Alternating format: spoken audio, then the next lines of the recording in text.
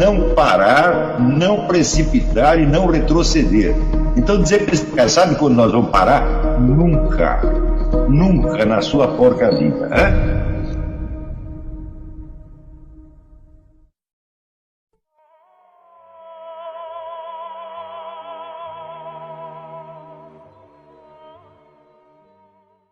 Quer dizer, o negócio do Lenin, a melhor coisa a fazer é você tirar do adversário o desejo de discutir. Eu estou fazendo isso há 30 anos, meu Deus do céu. Por que você acha que os caras me xingam? Por que quando eles podem me processar por alguma coisa que eu não fiz, eles fazem isso? Porque pelo que eu fiz, eles não podem me processar, não tem jeito, só vão se desmoralizar. Então tem que inventar um treco.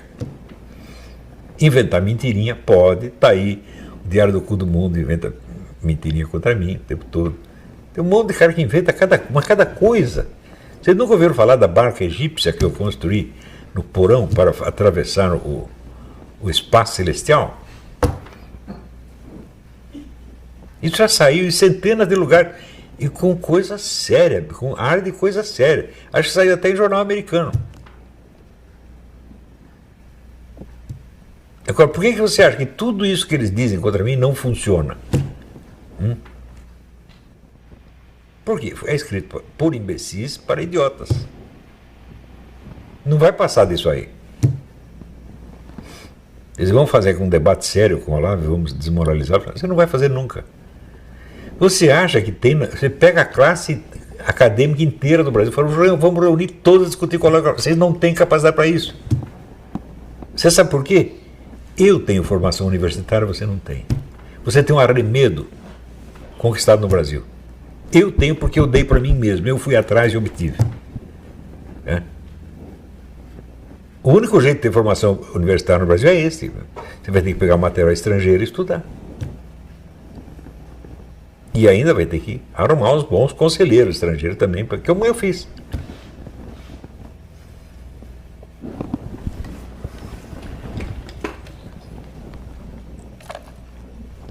Hoje tem mais um meio, que é você fazer aqui esse curso meu.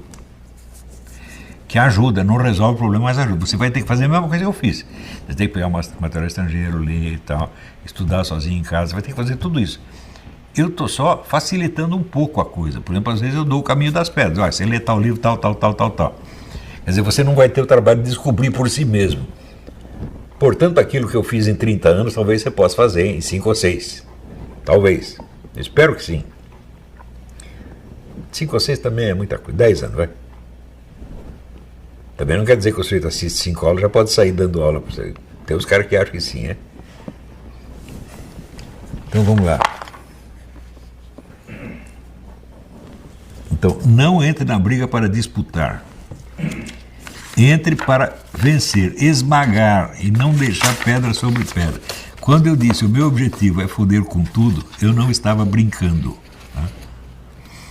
Você acha que, por exemplo, o prestígio intelectual de algum desses caras sobrou? Restou alguma coisa do prestígio intelectual deles? Eles têm prestígio político, não é um grupinho político. Claro, é um companheiro, nós não vamos ferrar. Né? Mas, por exemplo, você acha que o Leonardo Boff ainda tem prestígio intelectual? Tem nenhum. Todos aqueles comunistas que eu meti lá, não, nenhum tem. Acabou. Lê os personagens do tempo do imbecil coletivo, eram todos as primas donas. Todas desapareceram, bicho. Desapareceram, sumiram, de vergonha. Apanharam feio. Né? E ficaram quietos. Não é que eu provei que eles estavam errados. Não, eu provei que eles eram incapazes, o que é muito diferente. Igor Teixeira Hage, ou Hage. Como identificar se uma pessoa, youtuber, jornalista, comentarista, acredita que diz está apenas se beneficiando de um discurso para fins pessoais? É muito simples. Sabe quando esse pessoal acredita? Nunca. Nunca. Por quê? Para acreditar, você tinha que ter colocado o problema.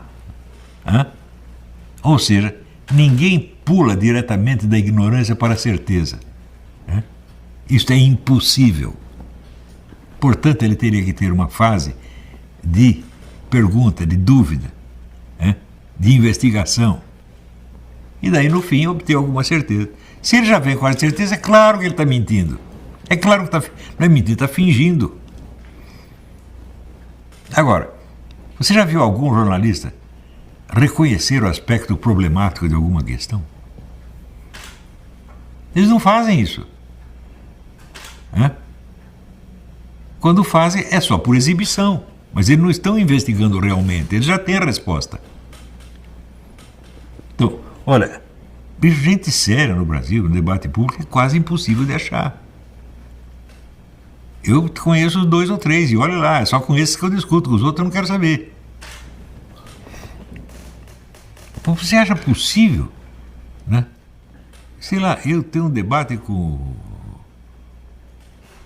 o Randolfo, o Ranfoldo, né? Com o Cagade. Não é possível, gente, eu não vou me rebaixar a esse ponto. Agora, se você aceita a linguagem deles e quer discutir nessa linguagem, eles já ganharam.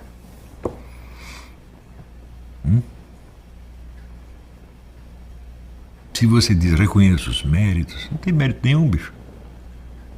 Quer dizer, se você mente contra você mesmo, como você espera ganhar a briga? Você já entra mentindo contra você mesmo. Para o outro não ficar irritado. Mas não é para o outro ficar irritado, é para o outro ficar amedrontado. Então depende, quando você xingar o você tem que xingar com muita certeza. Se diz que você é um filho da puta, tá aqui a foto da sua mãe no puteiro. O sujeito fica quieto, ele não fala mais. Agora, se você apenas quer ofender, não funciona, pô. Você tem que dizer verdades horríveis, que o cara sabe que é verdade. Ou então não diga nada, ou então não se meta na briga. Quantas vezes o pessoal não vê? Tu vai discutir com fulano e fala, não o conheço, não posso dizer nada contra ele. Não sei. E se eu não sei, por que eu vou... Só porque o sujeito é comunista? Ou esquerdista, sei lá, ou é fascista? Não, eu não sei.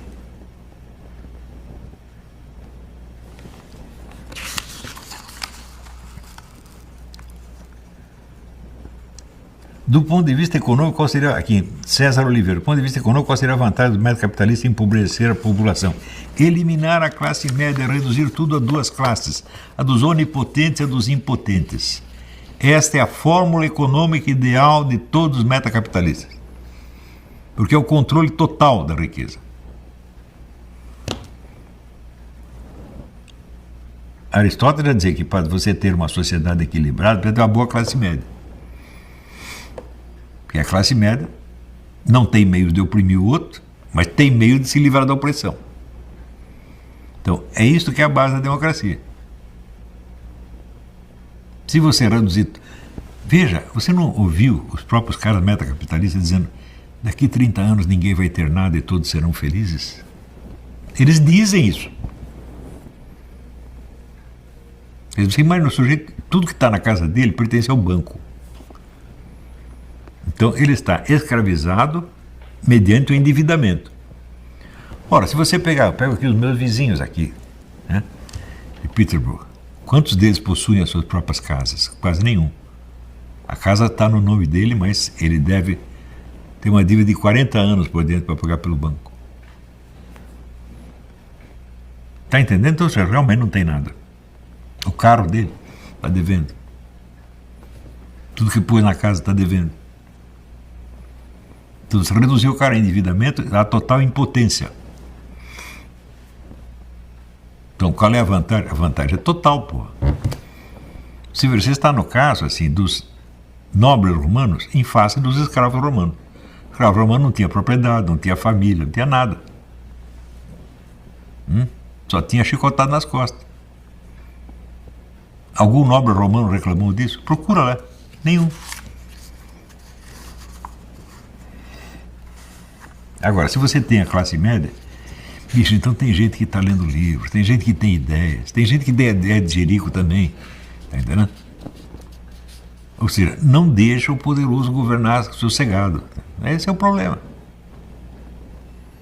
O que não quer dizer que esta classe média elegente, ela também não seja um agente de opressão. Também é. Hoje em dia você pega a esquerda mundial inteira, está trabalhando para os metacapitalistas. Está trabalhando para o quê? Para as grandes empresas.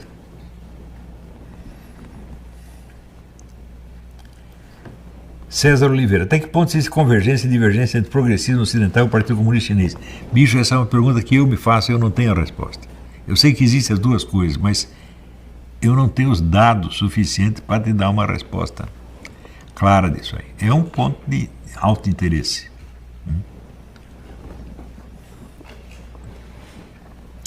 Felipe Rosa dos Santos, como fazer para ter uma ordem no estudo e chegar a uma conclusão? Opa. Você quer ordem no estudo ou quer chegar a uma conclusão? Se você quer ter uma ordem no estudo, a primeira coisa é você se conformar que às vezes não dá para obter conclusão nenhuma. Dá apenas para... Eu não quero chegar à conclusão, eu quero formular o problema de maneira clara, de maneira que se eu formulo assim, algum sujeito mais inteligente chega e resolve o problema.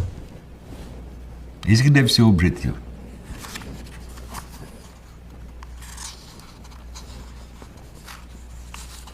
Como posso fazer para tentar deixar um filho menos burro? Ou seja, você mais inteligente e mostre isso a ele.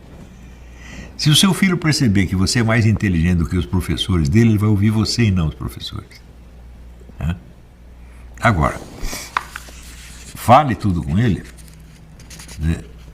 Não fique dando muita ordem, enchendo o saco de filho. Porra. Eu considero uma das minhas fortunas na vida, da sorte que eu tive na vida, ninguém me educou. Foi uma beleza. Eu fui educado na rua, eu fazia o que eu queria, porra. Tentaram me educar um tempo, não deu certo. Eu fugi pra rua. Então, respeite o seu filho, não atormente ele, tá entendendo? Pensa assim, não dê muitas ordens, dê ordens só quando for uma coisa realmente importante. Por exemplo, se ele está estrangulando o irmãozinho, você manda ele parar. Assim. Agora, sei lá, se ele quer jogar futebol, jogar bola de gude, ele quer comer sorvete, deixa ele fazer as escolhas dele e aprender o que é bom, o que não é bom, senão não vai aprender nada. Seja assim, esteja por perto, vigiando, para ele sentir que você está dando segurança para ele. Se ele sente que você é o protetor que está dando segurança para ele e deixando ele fazer o que ele quer, ele vai te respeitar e te obedecer. Você está entendendo? Ninguém desobedece o protetor. Você desobedece o intrometido que fica te dando ordem para encher o saco. Eu vendo essas coisas, eu fico horrorizado com isso. Porque eu vejo assim, quando eu era pequeno, meu pai e minha mãe se metiam muito pouco na minha vida. Depois eu fui morar com uma tia que se meteu um pouco, eu fui embora, não aguentei, fui embora. Voltei para casa da minha mãe. Não que a minha tia fosse má, não era má, apenas era metida, como toda, né? Tia velha, assim, né? Tia velha, vó, mocré em geral, coisa horrível.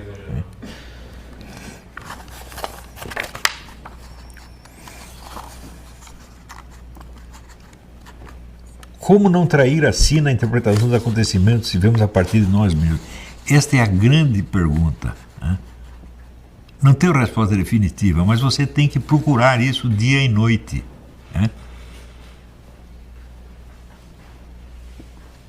Você tem que... Pensa assim, pensa que você está diante de Deus, que Deus conhece você melhor do que você mesmo. Portanto, se você mentir, Ele já sabe que você mentiu. E se você sabe isso, sua mentira já furou. Está entendendo? Por isso que a Bíblia recomenda caminhar diante de Deus. O que é caminhar diante de Deus?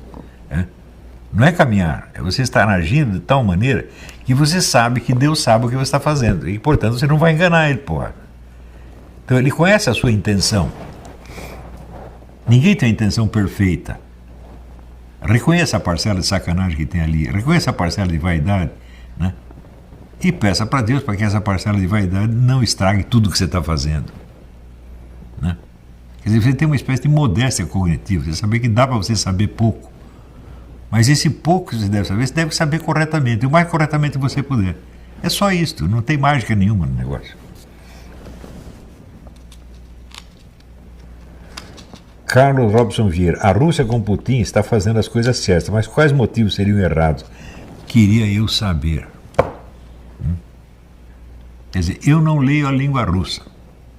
Tudo que eu sei de Rússia é através de terceiros. Tá certo? Então, eu não tenho certeza de nada. Né? Eu espero que o cara faça a coisa certa. O que mais que eu posso dizer? E outra coisa, por que nós precisamos ter uma certeza disso aqui? Se nós não tivermos uma certeza, a Rússia está lascada, ela precisa do nosso parecer. O Dugin vai aqui bater na porta e dizer, ô professor, o que é para fazer? Ele não vai fazer isso, né?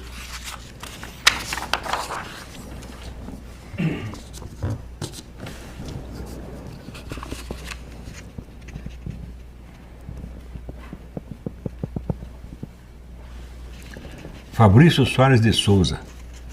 Professor Lau, quando, por exemplo, Arnold Toynbee cria uma teoria historicista, como a que ele propõe no seu ensaio Christianity and Civilization, e diz que uma religião universal sempre supera uma anterior, e diz que o cristianismo começou a ser superado já no século XV, ele está nitidamente sendo um agente e não um historiador. Está certa essa minha análise? Certíssima. O Arnold Toynbee não é confiável em nada. Ele é um sujeito pago para criar um projeto de demolição da civilização. Estuda History é isso. Como se demole uma civilização. Se a teoria está certa, eu não sei. Espero que não esteja. Né? Mas, você veja, o cristianismo começou a ser superado já no século XV. O que ele quer dizer com isto? Você estuda um pouco a história da evolução da igreja e você vê que até o século XV era muito difícil você encontrar um padre que soubesse o rito da missa de cor. Você encontrar um padre que fosse capaz de entender o latim da Vulgata. Um padre que soubesse o que é receber uma confissão direito. Não tinha nada, aquilo era uma confusão. Como é que se acha que era a missa até então? Na missa as pessoas conversavam em voz alta, comiam e bebiam e contavam piada. Isso durante toda a Idade Média, porra. O negócio começa a tomar forma na modernidade. E a igreja se expande na modernidade. Você pensa, o cristianismo acabou? Não, o cristianismo se expandiu aí, pô. Eu acho assim que o auge do cristianismo foi na primeira metade do século XX. Depois surgiu o problema, mas, peraí, diminuiu realmente o número de fiéis? Eu não, vi que saiu muita gente da igreja católica e foi para a igreja protestante. Isso aconteceu. Mas eles abjuraram do cristianismo em si? Não. Estão seguindo o cristianismo tal como eles o entendem. Você pode até dizer que estão errados. É isso? Estou dizendo, não, eles são hereges. Eu digo, o nego para ser herege precisa ser cristão, porra. Se ele não é cristão, como é que vai ser herege? Então, quer dizer, a heresia é um cristianismo errado, ela não é outra religião. Você não pode dizer que um judeu é herege, porra, ou que um muçulmano é herege, não tem o menor sentido.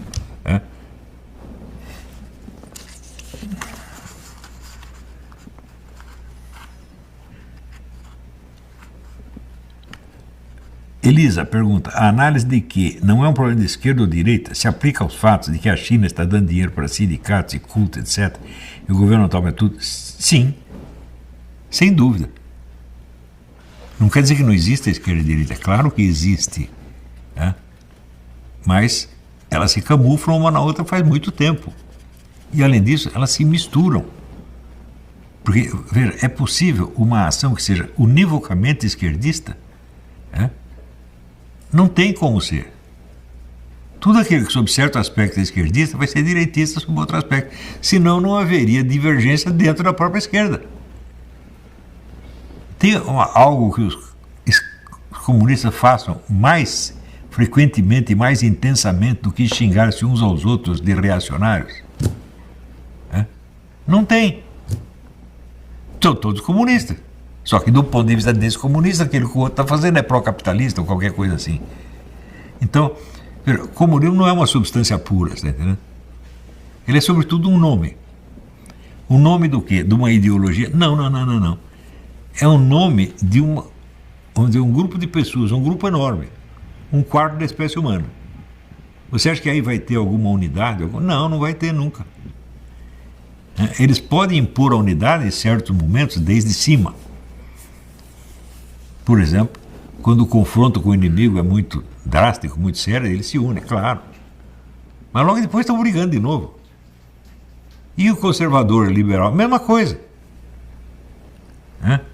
Então, os nomes de ideologia são coisas altamente enganosas. Por exemplo, se vê esse pessoal do Congresso, você acha que alguém lá tem ideologia? Ideologia é uma ideia coerente, é um sistema de ideia coerente que defende uma certa corrente política de maneira racional, coerente. Né? Só as premissas dela são todas duvidosas, mas a estrutura é racional. Quem tem isso no Congresso? Os caras não são capazes disso, meu Deus do céu. Então eles pegam assim, slogans ideológicos e repetem. Isso é o máximo que se dá para fazer. Mas se você quer, por exemplo, vamos procurar um verdadeiro confronto ideológico aqui no Brasil. Fala, bom, talvez, se recuar muito, você pega lá um comunista discutindo com Plínio Salgado, um comunista discutindo com Gustavo Corsão, pode ser. Mas isso foi muito antigamente. E esses caras eles também estavam muito enganados, porque eles eram intelectuais, eles levavam as ideias demasiadamente a sério. Ou seja, eles estavam interessados no jogo das ideias, não na realidade das coisas. Então é por isso que eu sempre recomendo você, para cada livro de filosofia que você lê, leia 10 livros de história. Aí você se cura de pensar que o jogo das ideias é a substância da vida. Não é a substância da vida. O jogo das ideias aparece entremesclado com outras coisas. Entendeu? Por exemplo, se você pega... O Fichte escreveu um livro, Filosofia da Maçonaria. Ele era maçom? Não. Ele era pró-maçom? Não sei. Ele era anti-maçom? Também não sei. Até hoje eu não sei. Vai ser difícil saber isso aí. Né?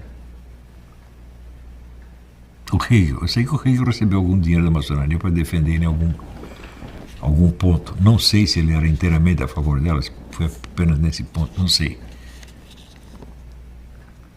Então, tudo é uma questão de investigar os detalhes concretos. Tudo.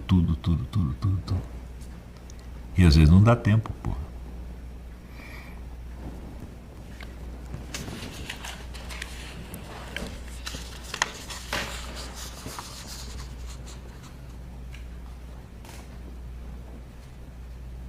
João Francisco da Silva Filho. Boa noite, professor. Sou assentado da reforma agrária e quero fazer filosofia. Vou me inspirar em você. Seja muito bem-vindo. Muito bem. Né? Você está lá no seu assentamento, você ainda tem o seu terreno lá, tomara que ganhe dinheiro e vá em frente, tá bom? Bom, por hoje vamos parar aqui, voltamos daqui 2 dias. Tá? Até lá, obrigado.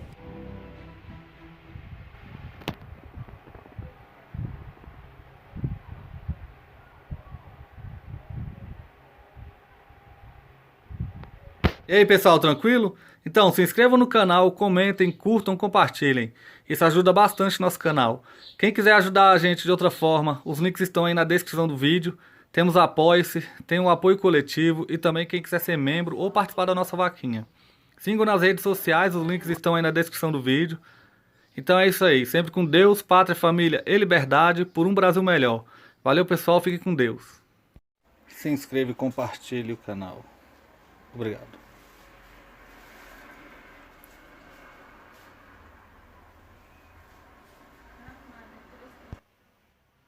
Olavo tinha e sempre continuará tendo razão. Apoiem o canal e ajude a gente a continuar aqui no YouTube e nas outras plataformas.